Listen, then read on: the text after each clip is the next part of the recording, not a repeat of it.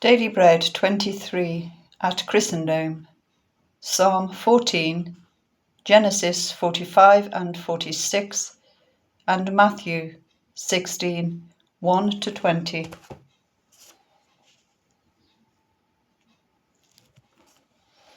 Psalm. Fools say in their hearts, "There is no God." They are corrupt, their deeds are vile. There is no one who does good. The Lord looks down from heaven on the human race to see if there are any who understand, any who seek God. All have turned away, all have become corrupt. There is no one who does good, not even one. Do all these evildoers know nothing? They devour my people as though eating bread. They never call on the Lord. But there they are, overwhelmed with dread. For God is present in the company of the righteous. You evildoers frustrate the plans of the poor, but the Lord is their refuge. Oh, that salvation for Israel would come out of Zion. When the Lord restores his people, let Jacob and Israel be glad.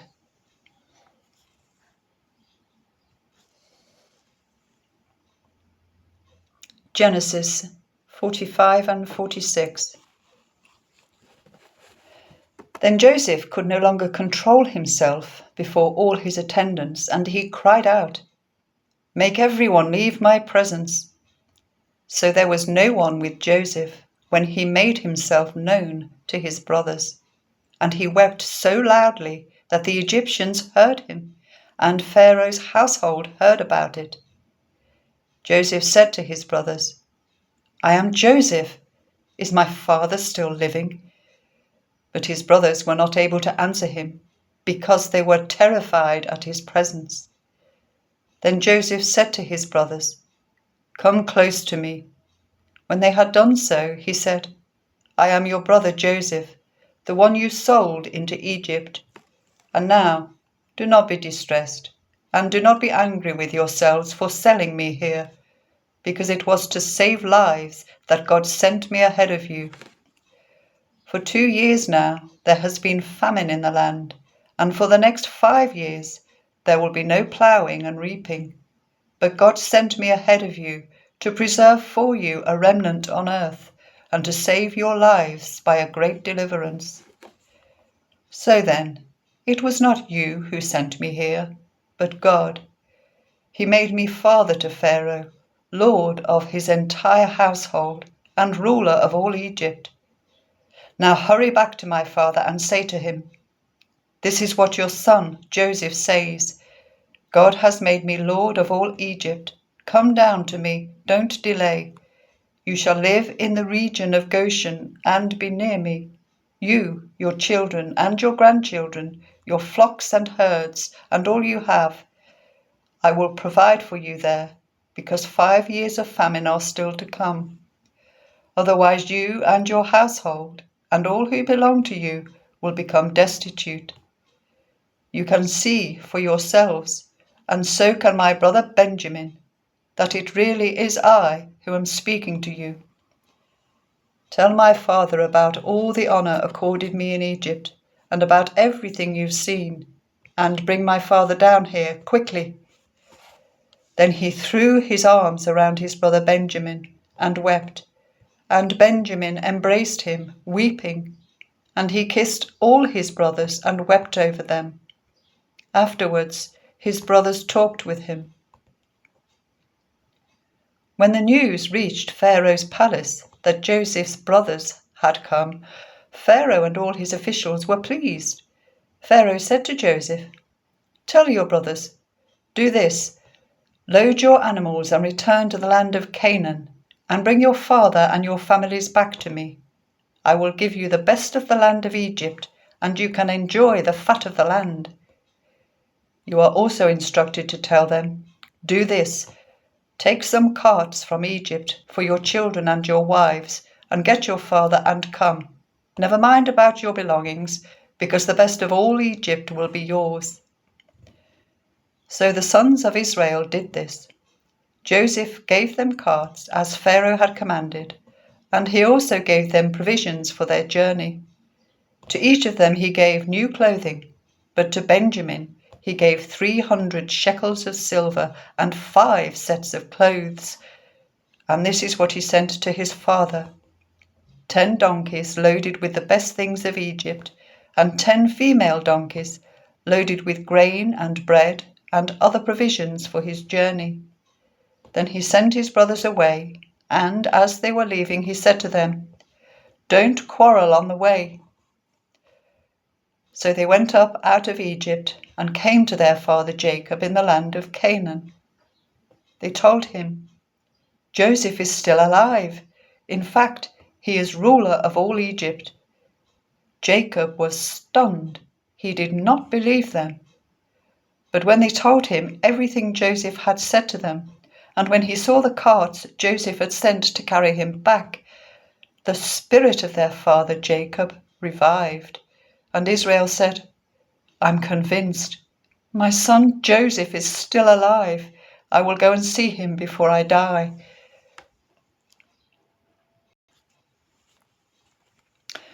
So Israel set out with all that was his, and when he reached Beersheba, he offered sacrifices to the God of his father, Isaac. And God spoke to Israel in a vision at night and said, "Jacob, Jacob." "Here I am," he replied. "I am God, the God of your father," he said. "Do not be afraid to go down to Egypt, for I will make you into a great nation there. I will go down to Egypt with you, and I will surely bring you back again, and Joseph's own hand will close your eyes." Then Jacob left Beersheba, and Israel's sons took their father Jacob and their children and their wives in the carts that Pharaoh had sent to transport him. So Jacob and all his offspring went to Egypt, taking with them their livestock and the possessions they had acquired in Canaan. Jacob brought with him to Egypt his sons and grandsons, and his daughters and granddaughters, all his offspring. These are the names of the sons of Israel, Jacob and his descendants, who went to Egypt. Reuben, the firstborn of Jacob. The sons of Reuben were Hanok, Palu, Hezron, and Carmi. The sons of Simeon were Jemuel, Jamin, Ohad, Jachin, Zohar, and Shaul, the son of a Canaanite woman. The sons of Levi were Gershon, Kohath, and Merari. The sons of Judah were Onan, Shelah, Perez, and Zerah. But and Onan had died in the land of Canaan. The sons of Perez were Hezron and Hamul. The sons of Issachar were Tola, Puah, Jashub, and Shimron. The sons of Zebulun were Sered, Elon, and Jaleel. These were the sons of Leah, born to Jacob in Paddan Aram, besides his daughter Dinah. These sons and daughters of his were 33 in all.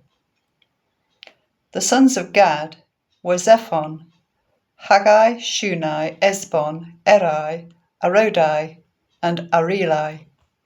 The sons of Asher were Imnah, Ishvar, Ishvi, and Beriah. Their sister was Serah. The sons of Beriah were Heber and Malchiel. These were the children born to Jacob by Zilpah, whom Laban had given to his daughter Leah, 16 in all. The sons of Jacob's wife Rachel were Joseph and Benjamin. In Egypt, Manasseh and Ephraim were born to Joseph by Asenath, daughter of Potipherah, priest of On. The sons of Benjamin were Bela, Beka, Ashbel, Gera, Naaman, Ehi, Rosh, Muppim, Huppim, and Ard. These were the sons of Rachel, who were born to Jacob 14 in all. The sons of Dan were Hushim. The sons of Naphtali were Jaziel, Gunai, Jezer, and Shillem. These were the sons born to Jacob by Bilhah, whom Laban had given to his daughter Rachel, 7 in all. All those who went to Egypt with Jacob, those who were his direct descendants, not counting his sons' wives, numbered 66 persons. With the 2 sons who had been born to Joseph in Egypt, the members of Jacob's family which went to Egypt were 70 in all. Now Jacob sent Judah ahead of him to Joseph to get directions to Goshen. When they arrived in the region of Goshen, Joseph had his chariot made ready and went to Goshen to meet his father Israel. As soon as Joseph appeared before him, he threw his arms around his father and wept for a long time. Israel said to Joseph, "Now I am ready to die, since I have seen for myself that you are still alive."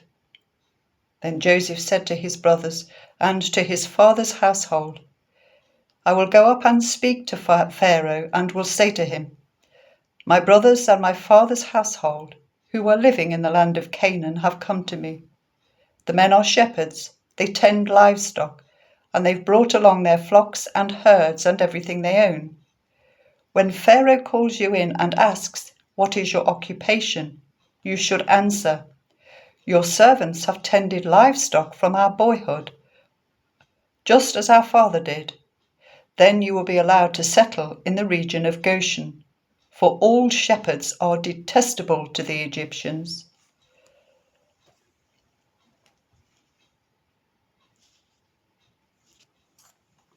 Matthew 16. The Pharisees and Sadducees came to Jesus and tested him by asking him to show them a sign from heaven. He replied, "When evening comes, you say, 'It will be fair weather, for the sky is red.' And in the morning, 'Today it will be stormy, for the sky is red and overcast.' You know how to interpret the appearance of the sky, but you cannot interpret the signs of the times. A wicked and adulterous generation looks for a sign, but none will be given it, except the sign of Jonah." Jesus then left them and went away. When they went across the lake, the disciples forgot to take bread. "Be careful," Jesus said to them. "Be on your guard against the yeast of the Pharisees and Sadducees." They discussed this amongst themselves and said, "It is because we didn't bring any bread." Aware of their discussion, Jesus asked, "You of little faith, why are you talking amongst yourselves about having no bread? Do you still not understand? Don't you remember the 5 loaves for the 5,000 and how many basketfuls you gathered? Or the 7 loaves for the 4,000 and how many basketfuls you gathered? How is it you don't understand that I was not talking to you about bread? But be on your guard against the yeast of the Pharisees and Sadducees." Then they understood that he was not telling them to guard against the yeast used in bread, but against the teaching of the Pharisees and Sadducees. When Jesus came to the region of Caesarea Philippi, he asked his disciples, "Who do people say the Son of Man is?" They replied, "Some say John the Baptist, others say Elijah, and still others Jeremiah or one of the prophets." "But what about you?" he asked. "Who do you say I am?" Simon Peter answered, "You are the Messiah, the Son of the living God." Jesus replied, "Blessed are you, Simon, son of Jonah, for this was not revealed to you by flesh and blood, but by my Father in heaven. And I tell you that you are Peter, and on this rock I will build my church, and the gates of death will not overcome it. I will give you the keys of the kingdom of heaven. Whatever you bind on earth will be bound in heaven, and whatever you loose on earth will be loosed in heaven." Then he ordered his disciples not to tell anyone that he was the Messiah.